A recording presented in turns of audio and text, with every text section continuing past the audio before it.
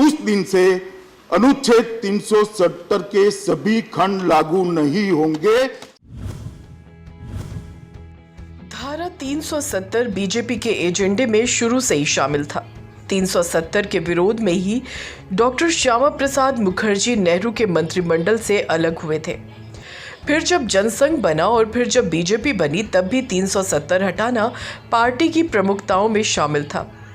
मोदी जब पहली बार प्रचंड बहुमत से प्रधानमंत्री बने, तब भी 370 को हटाना उनकी प्राथमिकताओं में शामिल था। अपने पहले टर्म में ही बीजेपी जम्मू कश्मीर से धारा 370 हटाना चाहती थी, लेकिन ये काम इतना आसान भी न था। तो जरा आप भी देखिए कि 370 को हटाने के लिए बीजेपी ने कैसे सीढ़ी दर सीढ़ी चढ़कर सफलता की मंजिल पाई। 5 अगस्त 2019 को संसद में गृह मंत्री अमित शाह ने जब कश्मीर से धारा 370 हटाने की घोषणा की, तो सारा देश अवाक रह गया था। आखिर 370 हटा पाना अभी तक एक सपने जैसा ही तो था। 370 के पक्ष में पूरा विपक्ष खड़ा था और मोदी सरकार 370 हटाने के लिए वचनबद्ध थी। 5 अगस्त 2019 की तैयारी तो तभी कर ली गई थी जब श्यामा प्रसाद मुखर्जी 370 के विवाद पर नेहरू सरकार से अलग हुए थे।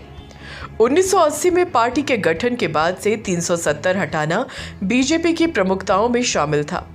अंदर खाने में कई साल से मंथन चल रहा था, लेकिन इसकी पहली ईंट रखी गई 1 मार्च 2015 को, जब जम्मू कश्मीर में चुनावों के बाद बीजेपी और पीडीपी एक साथ आए और सरकार बनाई गई। धारा 370 हटाने की बुनियाद उसी दिन पड़ गई थी जब मुफ्ती मोहम्मद सईद ने बीजेपी के साथ मिलकर जम्मू कश्मीर के मुख्यमंत्री पद की शपथ ली और वहीं प्रधानमंत्री मोदी भी बैठे थे। मुख्यमंत्री पद की शपथ लेने के बाद जब मोदी और मुफ्ती एक दूसरे से गले मिले, तो एक नई कहानी की लिखावट शुरू हो गई। दरअसल 370 हटाने के लिए जो कानूनी शर्त थी वो ये थी कि 370 हटाने के लिए जम्मू कश्मीर सरकार का समर्थन हासिल होना जरूरी है। लेकिन मुश्किल ये थी कि जम्मू कश्मीर में चाहे मुफ्ती की सरकार हो या अब्दुल्ला की, वे 370 हटाने का समर्थन तो कभी नहीं करते। लेकिन उसी कानून में एक पेंच ये भी था कि अगर जम्मू कश्मीर में विधानसभा भंग हो और गवर्नर का शासन लगा हो, तो राज्यपाल ये फैसला ले सकता है।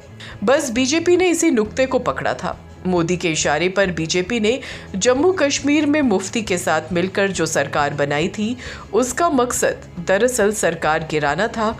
इसके बाद से जम्मू कश्मीर में मोदी ने अपने एजेंडे पर काम करना शुरू कर दिया। सबसे पहला काम हुआ था 2016-2017 के बीच एनआईए की कश्मीर घाटी में धुआंधार एंट्री।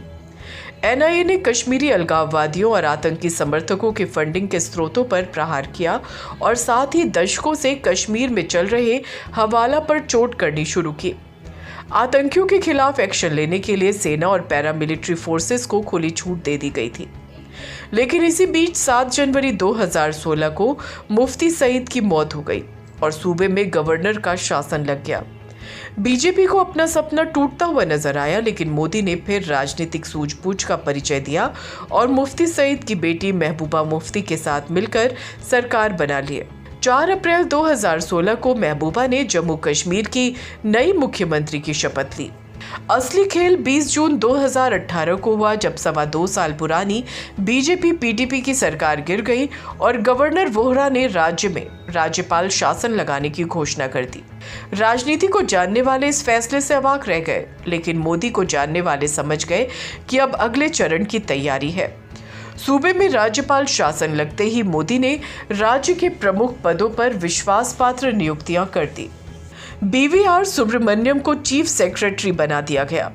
नक्सल एक्सपर्ट विजय कुमार और जम्मू कश्मीर के पूर्व चीफ सेक्रेटरी बीबी व्यास को राज्यपाल का सलाहकार बना दिया गया। इसके बाद सत्यपाल मलिक को जम्मू कश्मीर का नया राज्यपाल बना दिया गया। राज्य में राज्यपाल शासन लगने के बाद सेना ने जमकर आतंकियों का सफाया किया। हजारों की संख्या में पैरामिलिट्री फोर्सेस कश्मीर घाटी में भेजी गई। यहां तक कि ट्रेनिंग के नाम पर एनएसजी को भी जम्मू कश्मीर भेज दिया गया।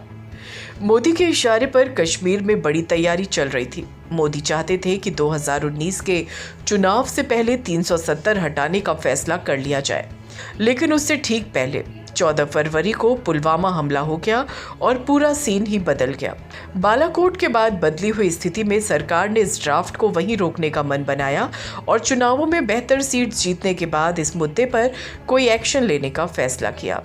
2019 में बेहतर जनादेश के साथ फिर से मोदी प्रधानमंत्री बने और इस बार अमित शाह को गृह मंत्री बनाया गया था, जैसे किसी खास मिशन को अंजाम देना हो।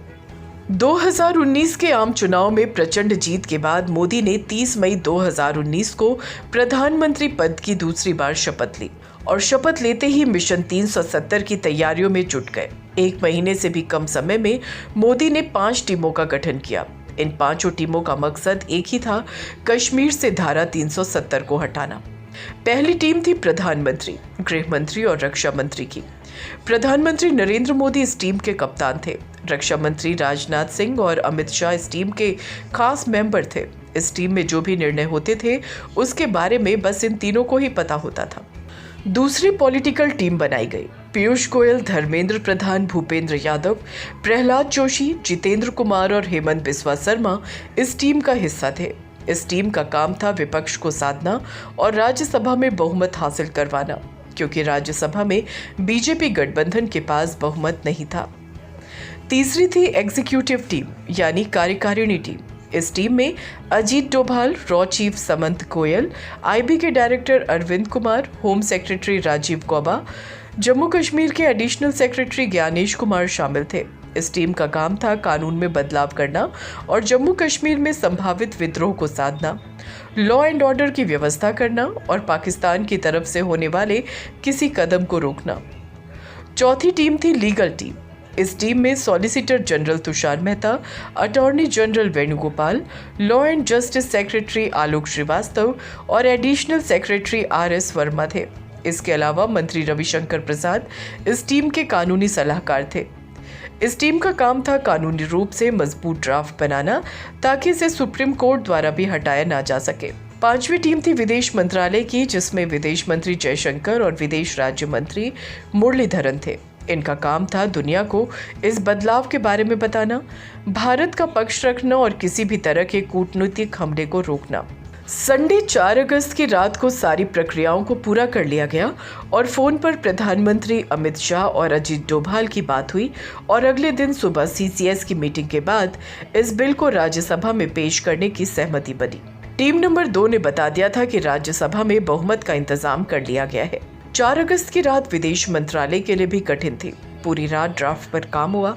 दुनिया के हर देश की सरकार से संपर्क की तैयारी कर ली गई थी। कुछ बड़े देशों की सरकारों को खबर भी दे दी गई थी और समर्थन का आश्वासन भी ले लिया गया था। 5 अगस्त की सुबह होते होते देश भर में माहौल बन चुका था। संसद में विपक्ष जम्मू कश्मीर में बदले माहौल पर सरकार का पक्ष जानना चाहते थे। गृह मंत्री अमित शाह जैसे ही बोलने के लिए खड़े हुए, विपक्ष ने शोर मचाना शुरू कर दिया। लेकिन उसी शोरगुल के बीच गृह मंत्री अमित शाह ने कश्मीर से धारा 370 हटाने की घोषणा कर दी। अब इसे कूटनीति कहिए, मास्टर स्ट्रोक कहिए या एक अचूक प्लानिंग। धारा 370 हटाने के बाद जम्मू कश्मीर में हिंसा नहीं हुई, देश में कहीं कोई अप्रिय घटना नहीं हुई। विदेश नीति को इतने शानदार तरीके से साधा गया था कि पूरी दुनिया भारत के फैसले के साथ खड़ी थी। मोदी का एक बरसों पुराना सपना पूरा हुआ था। भारत माँ के माथे पर लगा 370 का कलंक भारत माँ के इस सपूत ने धो डाला था।